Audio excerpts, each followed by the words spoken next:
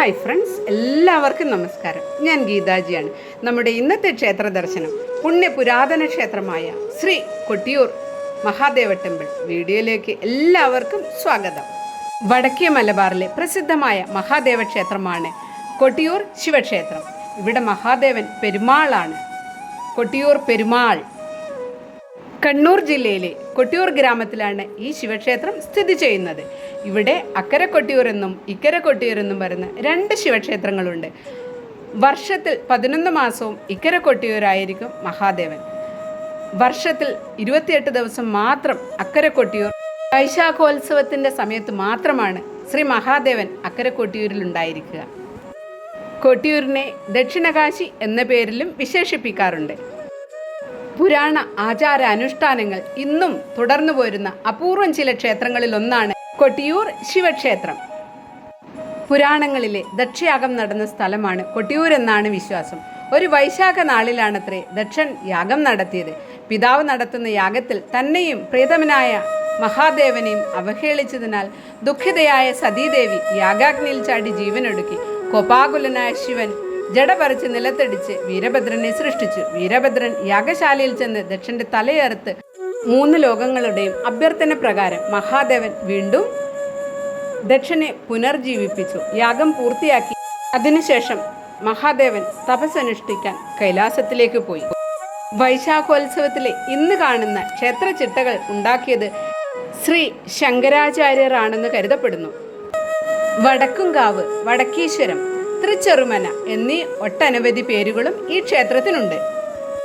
നിഗൂഢ വനങ്ങളാലും പുണ്യപുരാതനമായ സർപ്പക്കാവുകളാലും വനങ്ങളുടെ ശീതളഛായയിൽ നിറഞ്ഞു നിൽക്കുകയാണ് കൊട്ടിയൂർ ക്ഷേത്ര ചൈതന്യം.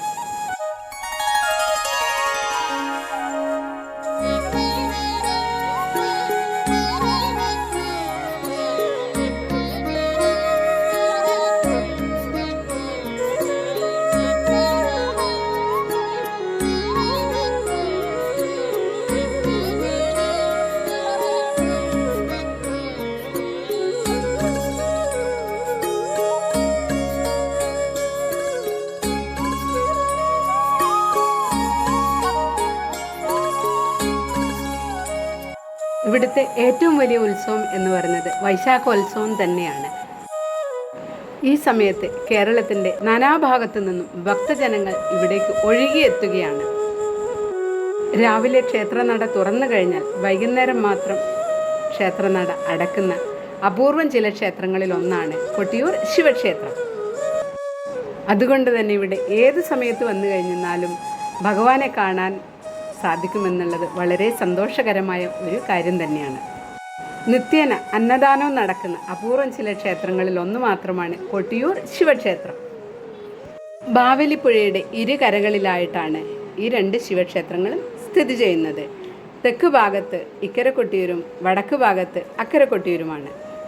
വൈശാഖോത്സവ സമയത്ത് ഇക്കരെ കൊട്ടിയൂർ വന്ന് പെരുമാളെ ദർശിച്ചതിന് ശേഷം വേണം അക്കരെ കൊട്ടിയൂർ പോയി ഭഗവാനെ കാണുവാൻ.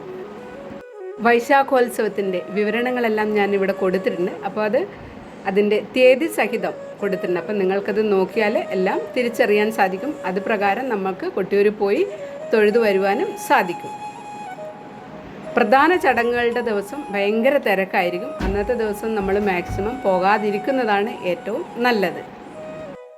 കൊട്ടിയൂർ വൈശാഖോത്സവത്തിന് മുൻപേയുള്ള കാഴ്ചകളാണ് ഇവിടെ നമ്മളിപ്പോൾ കാണുന്നത്. വേനൽ വരൾച്ചയാൽ ഉണങ്ങി വരേണ്ട പുഴയും പുഴക്കരയുമാണ്.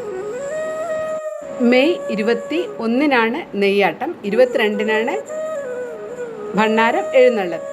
അതിനുശേഷം സ്ത്രീകൾക്കെല്ലാം പോകാൻ സാധിക്കുന്നതാണ്. അക്കരെ കൊട്ടിയൂർ ക്ഷേത്രം താൽക്കാലികമായിട്ടുണ്ടാക്കുന്നതാണ്.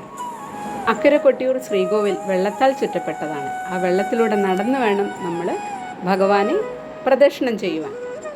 വൈശാഖോത്സവത്തിന് ശേഷം അക്കരെ കൊട്ടിയൂരിലേക്ക് ആർക്കും തന്നെ പ്രവേശനമില്ല. പിന്നീട് അടുത്ത വർഷം വീണ്ടും വൈശാഖോത്സവത്തിൻ്റെ സമയത്ത് മാത്രമാണ് അക്കരെ കൊട്ടിയൂരിലേക്ക് പ്രവേശനം. നിബിഡമായ ഈ വനത്തിലൂടെ നടന്നു വേണം നമ്മൾ അക്കരെ കൊട്ടിയൂരിലേക്ക് പോകുവാൻ.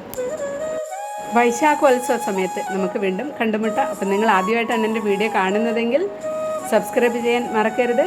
ഹരി ഗോവിന്ദ, ഹര ഹര മഹാദേവ്.